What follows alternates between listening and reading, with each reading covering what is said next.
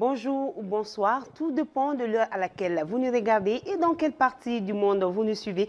Bienvenue dans ce numéro 6 de votre émission, l'émission NT avec. Aujourd'hui, je suis particulièrement heureuse parce que nous allons parler d'un sujet assez important qui nous interpelle tous d'une manière ou d'une autre. Nous allons parler des protections, de la protection des données à caractère personnel avec l'autorité qui est en charge de ce secteur. Il s'agit de l'APDP, Autorité de protection des données à caractère personnel. Pour parler de ce sujet tant important, je suis accompagnée par le directeur de la communication, M. Ismaël Traoré. Bonjour Ismaël. Bonjour. Merci d'avoir accepté notre invitation. Merci beaucoup à vous. D'entrée de jeu, quand on dit données personnelles, ça fait référence à quoi?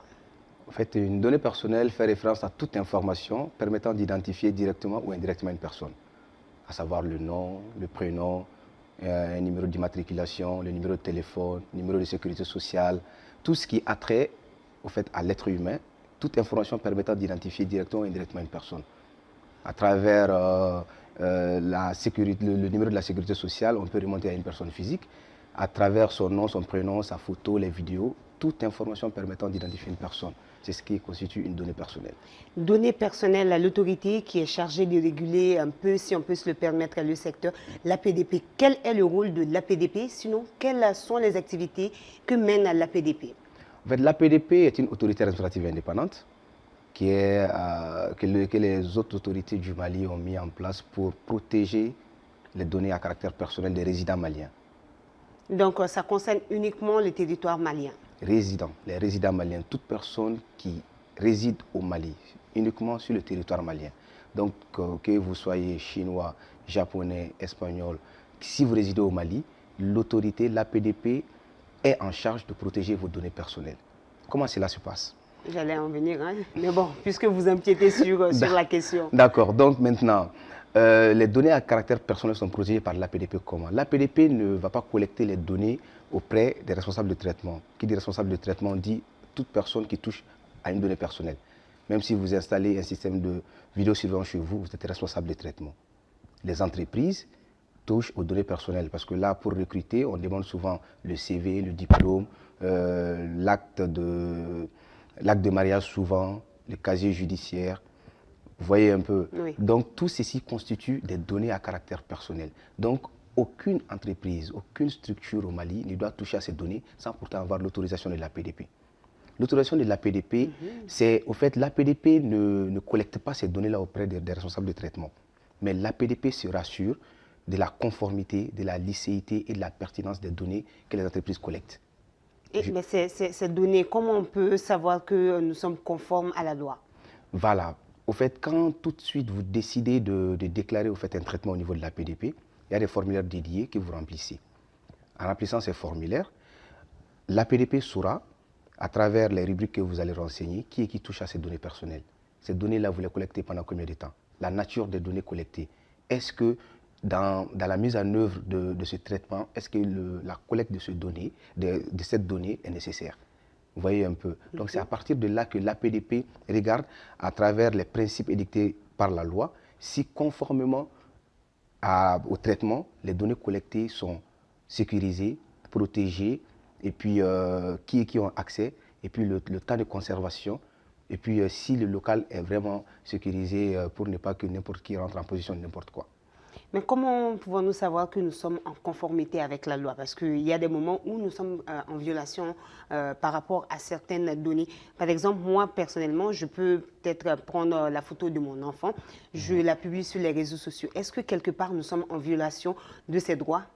Oui, normalement, au fait, on ne doit pas publier une information sans le consentement de la personne concernée.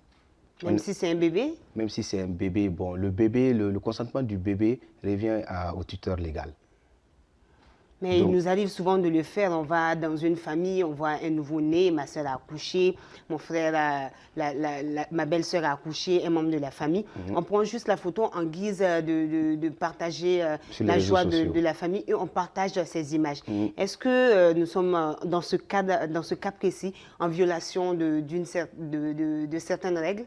Bon, vous n'êtes pas directement confronté au fait à la violation de données personnelles si toutefois vous le faites avec le consentement des parents.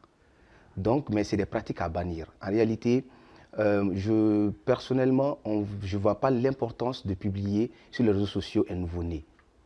On le voit à longueur de journée, au fait, des bébés sur les réseaux sociaux, souvent des bébés même qui ne sont même pas lavés encore.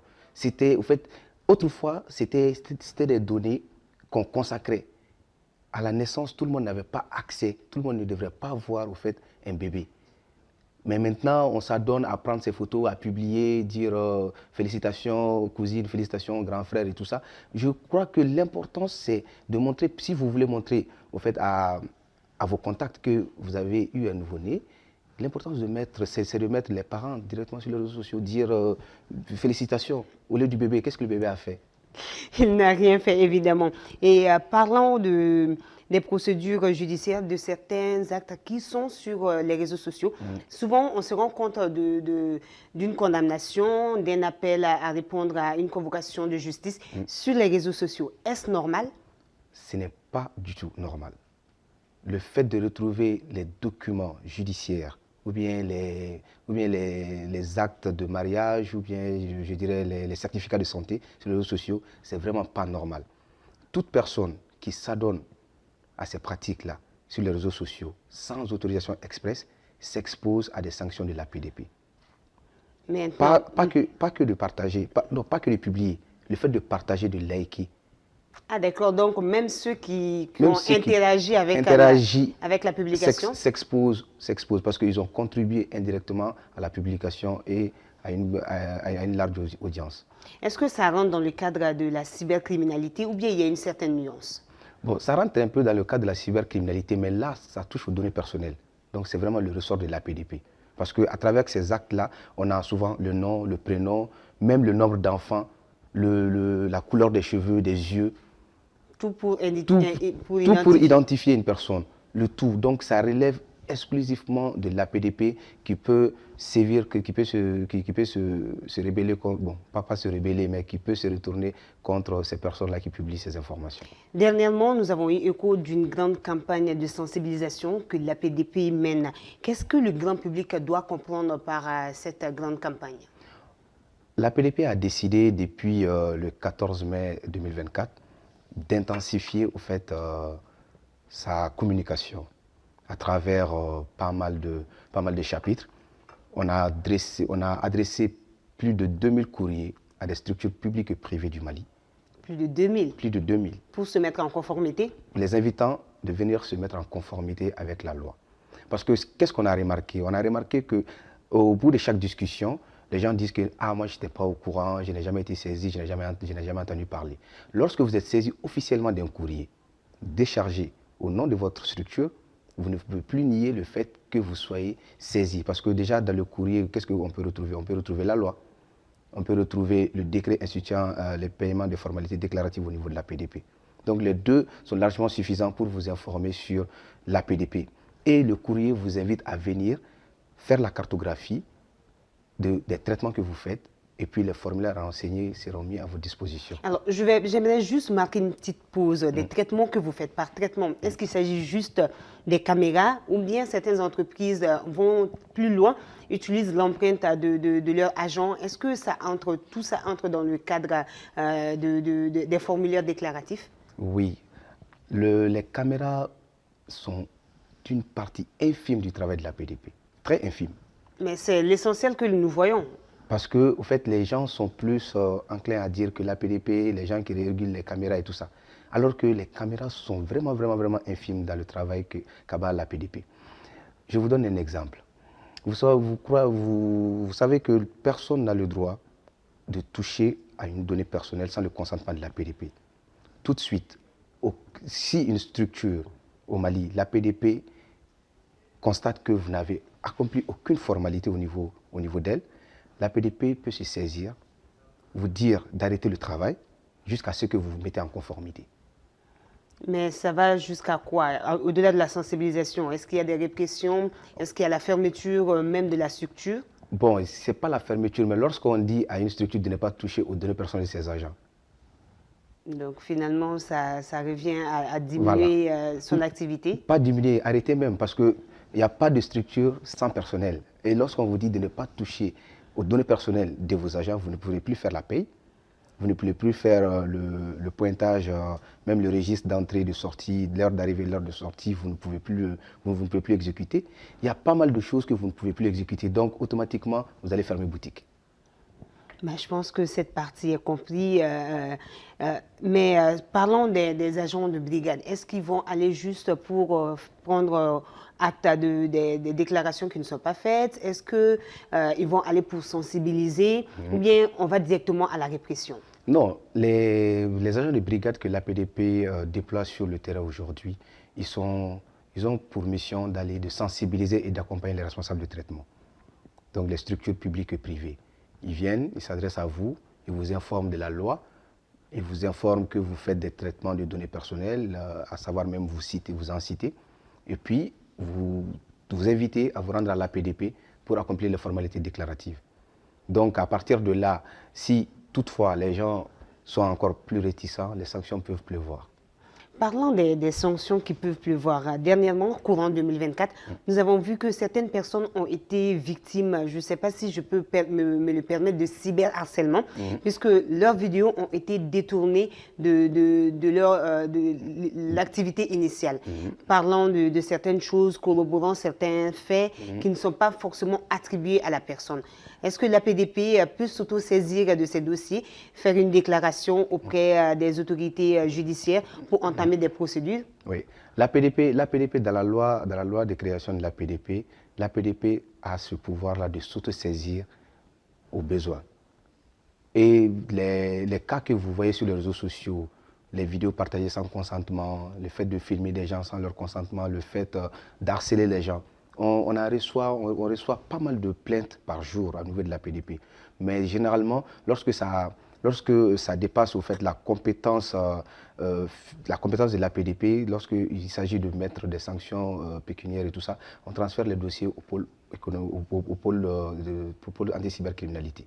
Donc, c'est pour dire qu'il y a une vraie collaboration entre ces deux entités qui n'ont pas forcément les mêmes missions, mais qui, pour le bien de la population... Ouais. Il y a une complémentarité, au fait. D'accord. Une complémentarité entre les travaux de l'APDP et ceux du pôle. D'accord. Je vois que vous mourrez peut-être d'envie de goûter à ce fameux café. Je vais vous laisser en prendre quelques gorgées. Et nous allons marquer une petite pause et revenir juste après.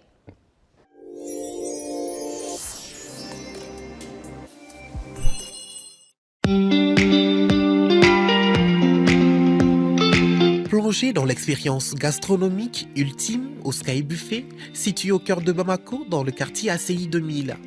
Notre spacieux établissement peut accueillir jusqu'à 300 convives, offrant un cadre élégant et convivial pour toutes vos occasions spéciales, qu'il s'agisse de célébrations en famille, de dîners d'affaires ou de soirées entre amis. Découvrez notre carte variée mettant en avant une cuisine raffinée inspirée par des recettes traditionnelles revisitées avec une touche moderne. Ce qui distingue l'expérience au Sky Buffet, c'est l'atmosphère enchanteresse créée par notre décor exceptionnel. Chaque détail a été soigneusement pensé pour créer une atmosphère captivante, mêlant harmonieusement élégance et chaleur.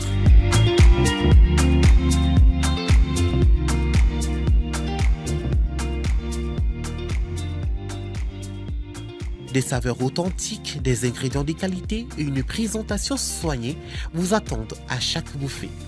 Que vous soyez amateur de cuisine locale ou adepte de plats internationaux, notre buffet généreux saura combler toutes vos envies.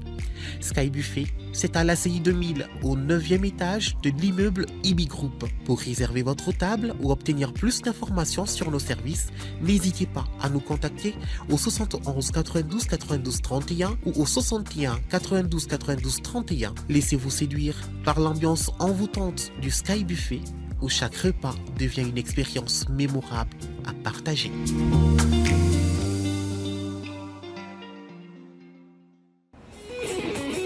aw minnu sɔn bɛ aw yɛrɛ ye tɛ wulicogo ɲuman na ni aw dalen don a la k'a fɔ ko mɔgɔ tɛ aw kan fewu tɛ ko la ko tɛ duman gundo bɛ aw dɔrɔn de bolo ni jɛmu in ye aw de ta ye Advance TV sanfɛ tɛ champion ka tɛ wulila jolenw kari ɲɔgɔn na ni k'a ladan kelen tɔmɔ ayi o ta bannen ye dɛ donbolo kɛrɛnkɛrɛnni bɛ ta ka di tɛ champion ma o tuma la aw kana kɔnɔli kɛ bilen ka se ka i sen don jɛmu in na i bɛ wuli joona ka n'i tɔgɔ sɛbɛn Advance TV ye ale jabala la i bɛ groupe siège ba la ACI 2000 kɔnɔ tɛ champion tɛ wulila ŋanaw ka kɛnɛ.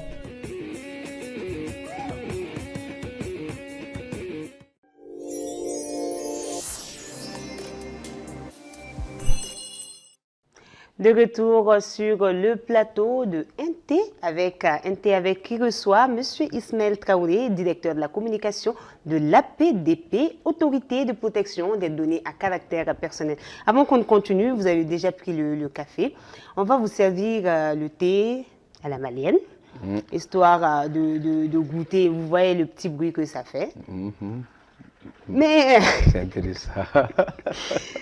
Notre invité a l'air pressé de goûter à ce thé, un thé que nous offre Mao du groupe IBI, qui le fait avec amour, qui a aussi insisté sur le fait qu'on parle d'une partie de cette émission, qu'on le fasse en Bamanankan.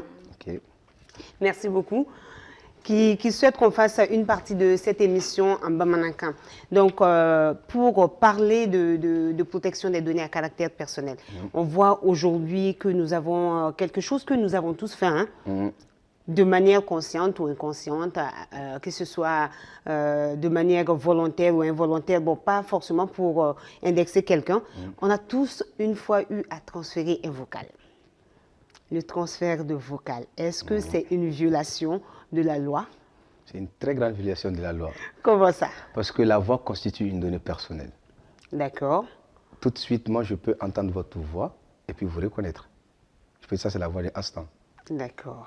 Donc, lorsque c'est une donnée personnelle, je ne dois pas transférer un vocal sans pourtant demander ton accord.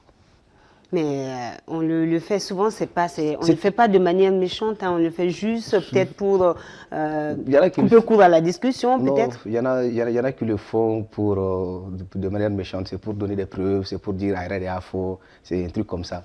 Donc toutefois, si la personne se met au courant du transfert de ce vocal-là et qu'il a des preuves et qu'il porte plainte au niveau de la PDP, la personne est passible de sanctions. Passible de sanctions. On va répéter cette partie en Bamanankan, je le dis avec une voix assez posée parce que c'est très important. Bon, j'espère, si on l'a fait qu'une fois et qu'on ne l'a pas repris, j'imagine qu'il n'y aura pas de poursuite. Mais avec moi, quand il y a des amanto discussions, amanto barola, ni deux commandes font, peut-être me fait qu'à comment partager mon rôle, à matika vocal transféré mon rôle kuna. Il y a là où quel est le coup badi. Parce que aramaden tokola kuna foni ndo ya kai ne mana ikame yoro ne ba ngone astan kai ibe ga ci mo munu mafuna iba ci mo ba fo ne karsa kane ka are da fo adala mo do ba ke ka fo ko no ame ka ke ka fo ka nyefol drone ke nyefol te yani ka ke ba tigila mo ko nyini ngadi mini ka vocal mina transférer ni tigila mo mo ngake wa na ko awake iba transférer mais na ko ayi kana vocal transférer ni ya transférer na tigila mo bora kalama ka ta plainte do APDP la ni enquête kera ka yi ka fo ke ya kerere la ibse ka nyagi o nyagi ibse ka ke munyi nyagi ibse adam ne ibse ka bla ka sabi sara la aman sara ka dan 2 millions 500 ka tabla 20 millions na vocal kele ko ngoro o kele vocal ayi ma femme vocal dengele ko ngoro o kele folo o sanction kele sanction flana ibse ka bla ka so la fo 112 vocal ki bla ka million 12 fana sara ka ta million code pénal ko na la do yanga loi ko nay do y APDP loi ko nay million flani kla kata bla million mugana o APDP loi code pénal ere mu anga sanction jamana sanction be mu kono o million kaso 112 kaso ka kla ka fara million 12 saralika 112 kaso ka fara million 12 saralika o ya ni vocal kelendo mais ni plainte chamata la ñoko sore plainte chamata la ñoko sore a plainte be traité par affaire séparément ate fara ñoko nga te fara ñoko nga ka ben bi juger ka be aka kay ni ka kay. Alors là, donc je pense que nous avons compris et nous allons inviter les uns et les autres à ne plus transférer de vocal. Même les photos, partager amata maraji la mes photos ta, c'est pour eba fokono, il y a une photo que l'intérêt ma marama que souvenir. Après, on a avec un statut, quand Facebook s'en fait, on fait mariage mondial à Koulouba. Ma autorisation dit, mais le réseau s'en fait, je peux porter plainte au niveau de la PDP contre là. Porter plainte au niveau de la PDP. Mais quand on veut porter plainte, ça se passe comment concrètement? En fait, il y a plusieurs manières de porter plainte. On peut faire par mail, on peut se déplacer, aller au niveau de la PDP, expliquer. On assiste la personne rédige sa plainte et puis dépose au niveau de la PDP. Et à la maison même, tu peux écrire ta plainte, expliquer en détail, en joignant les preuves, déposer au niveau de la PDP. Mais parlons des preuves. Est-ce que c'est la personne qui s'est sentie violée, lésée dans ses droits qui le fait, ou bien c'est la PDP qui mène l'enquête? Non. La personne qui a été lésée déjà fournit au fait quelques preuves, les preuves nécessaires. Toutefois, moi j'ai publié ta photo sans ton consentement sur Facebook. Toi, d'emblée, il faut faire des captures d'écran, il faut faire des enregistrements d'écran. Après, tu joins ça au dossier mère et puis tu déposes au niveau de la PDP. La PDP aussi fera son investigation. Après, voir est-ce que ce que vous avez fourni comme preuve, c'est avéré vrai ou faux. Donc c'est après investigation que l'organe délibérant se prononce. Mais est-ce qu'il y a des frais? Parce que j'imagine beaucoup de personnes sont dans ce besoin, veulent déclarer certaines situations qu'elles ont vécues, mais malheureusement, on n'a pas assez d'informations à ce sujet. Quand on veut porter plainte, est-ce qu'il y a des frais à payer ou bien on va juste faire la déclaration? Non, il n'y a pas de frais à payer pour les sanctions, pour les plaintes. Juste une demande ou bien la plainte rédigée timbrée. Juste ça. D'accord. La plainte rédigée timbrée. Voilà. Alors, nous allons revenir aux entreprises parce que ce sont les entreprises de plus en plus qui utilisent les données à grande échelle. Si une entreprise ne respecte pas les formalités déclaratives. Lorsqu'une entreprise ne respecte pas les formalités déclaratives au niveau de la PDP, l'entreprise est passible de sanctions. Et ces sanctions vont de quoi à quoi? De 2 500 à 20 millions. Pour les entreprises? Pour les entreprises. Et le premier responsable court au fait une sanction de 5 millions et 5 ans de prison.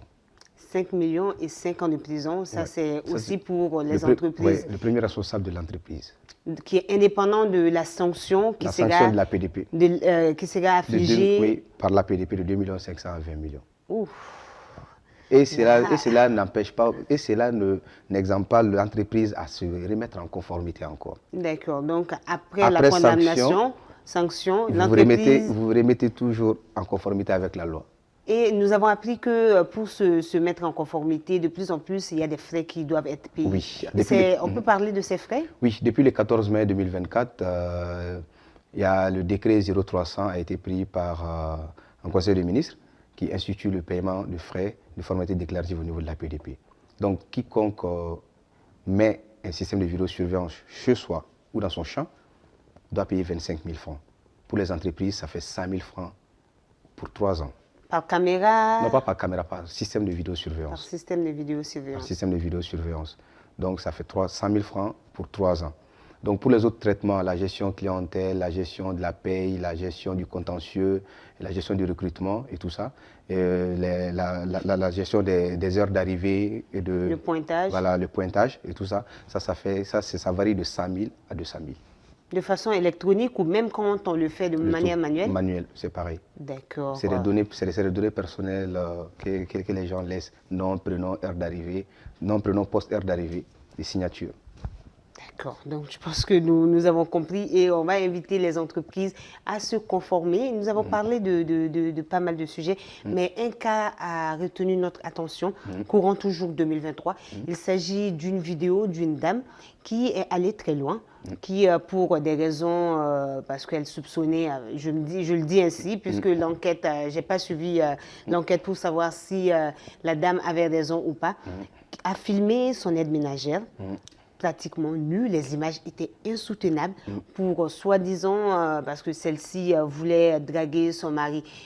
Dans ce genre de cas, est-ce que les internautes peuvent s'autosaisir, peut-être faire un signalement ou bien faire des plaintes ou la PDP, quand la PDP voit ces violations, s'autosaisit du dossier? Oui, la PDP s'est même autosaisie de ce dossier. La PDP peut s'autosaisir, comme je l'ai dit tantôt. La PDP a ce pouvoir-là de s'autosaisir quand elle voit des dérives sur Internet. Maintenant, tout le monde peut dénoncer au niveau de la PDP, anonymement ou bien avec les noms. Tout de suite, vous êtes dans une entreprise, vous voyez qu'il y a des caméras qui sont fixées sur vous en permanence, dans votre bureau ou bien dans votre poste de travail. Vous avez le droit, ou bien si vous ne voulez pas être connu en portant plainte, parce que déjà, lorsqu'on se rebelle contre son entreprise, on peut quand même s'attendre à des retours de bâton. Maintenant, vous pouvez dénoncer anonymement. Vous expliquez, sans nom, sans truc, mais vous mettez le nom de l'entreprise et puis ce qui se passe. Vous déposez au niveau de la PDP. Donc, dans un bureau, les caméras ne doivent pas être braquées 24 heures sur 24 sur les agents. Les caméras sont interdites dans un bureau, dans les salles de repos, dans les vestiaires, dans les toilettes et dans le salon. D'accord. Vous pouvez reprendre cette partie pour que les entreprises qui ne sont pas conformes puissent comprendre qu'il faut se conformer à la loi. Donc, les caméras sont prohibées dans les bureaux. Dans les bureaux, d'accord. Parce qu'on ne doit pas filmer un agent en permanence de son heure d'arrivée jusqu'à son heure de départ. Mais si l'agent, par exemple, je prends le cas des banques, dans les banques, il y a des endroits sensibles. Si c'est une pièce où on stocke de l'argent, là, oui. Mais ça tient compte de la sensibilité. De la sensibilité de l'endroit. Si toutefois, il y a des armes bactériologiques quelque part, mettre cette pièce-là sur vidéosurveillance, c'est un droit. C'est protégé. Voilà, c'est protégé. Mais un agent qui est sur son poste à l'accueil, ou bien dans son bureau, ou bien dans son poste de travail, est filmé en permanence, c'est pas normal. La PDP est contre ça. Donc, les vestiaires, les salles de repos, parce que les gens se disent souvent, non, c'est juste mon aide ménagère et tout ça, je peux la mettre sur vidéosurveillance, c'est interdit. Les salons aussi, c'est interdit. Les caméras doivent filmer les entrées et les sorties. Uniquement? Uniquement, les entrées et les sorties. Et à partir de la clôture, vous avez le droit de filmer 2,50 m à partir de votre clôture. Pas plus loin? Pas chez le voisin, mais de la devanture. Mais comment on peut, les caméras, il y a des caméras qui sont multidirectionnelles, comment on peut contrôler tout ça? Effectivement, donc c'est pour cela, les caméras dômes, quand la PDP va en contrôle, les caméras dômes ne sont pas fixées devant, je dirais, l'entrée de la devant l'entrée de la maison, ou bien au pas de la porte, ou bien sur la clôture, parce que là, la personne peut tourner la caméra à 360 degrés pour voir dans l'autre sens. Donc, c'est des caméras fixes, braquées, qui se font face devant la maison. Mais pour des personnes qui avancent des raisons sécuritaires, par exemple, je suis dans un quartier éloigné de la ville, je suis assez loin, je ne suis pas tout le temps à la maison, j'ai envie de savoir ce qui se passe chez moi. Est-ce que c'est autorisé pour ces personnes? La loi, c'est la loi. La loi est dure. Il n'y a pas de dérogation. Il n'y a pas de dérogation. Les caméras ne doivent pas être installées n'importe où. Il y a des endroits bien précis où les caméras doivent être installées. Si c'est pour la sécurité des personnes et des biens seulement, c'est vraiment largement suffisant. Largement suffisant. Alors, je ne sais pas, vous avez une invite à l'endroit de toutes les personnes qui nous écoutent, parce qu'aujourd'hui, quand on parle de données personnelles, c'est un sujet assez sensible, malheureusement, qui est méconnu. À quoi nous nous exposons concrètement? Qu'est-ce qu'il faut faire? Qu'est-ce qu'il ne faut pas faire quand il s'agit des données à caractère personnel? Bon, il y a plusieurs choses à ne pas faire, mais je vais faire un ramassé général. Sur les réseaux sociaux, déjà, il faut que les gens sachent que toute information qu'on publie sur les réseaux sociaux, on a beau supprimer, ça reste. D'accord. Que ce soit les photos, les vidéos, les publications, tout reste. Internet n'oublie jamais. Donc, un point important, Internet n'oublie jamais. Donc, après, pour les entreprises, je les invite à se rendre à la PDP pour commencer au moins les formalités déclaratives. Parce que l'année 2025, ça sera l'année de la répréhension. Bon, pas de... Des sanctions, on va dire. Des sanctions. Voilà, donc la PDP, après cette large vague de communication qu'on est en train d'entreprendre et qu'on est en train de faire, je crois que personne ne dira encore que je ne connais pas la PDP ou bien je ne suis pas au courant. Et d'après les latins, nul n'est censé ignorer la loi. Nul n'est censé ignorer la loi. C'est sur cette note que s'achève cette émission Inté avec numéro 6 que j'ai eu le plaisir de partager avec Ismaël Traoré. Il est le directeur de la communication de l'autorité de protection des données à caractère personnel. À très vite pour un autre numéro. Et je remercie également la régie qui n'a ménagé aucun effort pour vous offrir votre émission, l'émission Inté avec Advance TV, la télé qui a une longueur d'avance.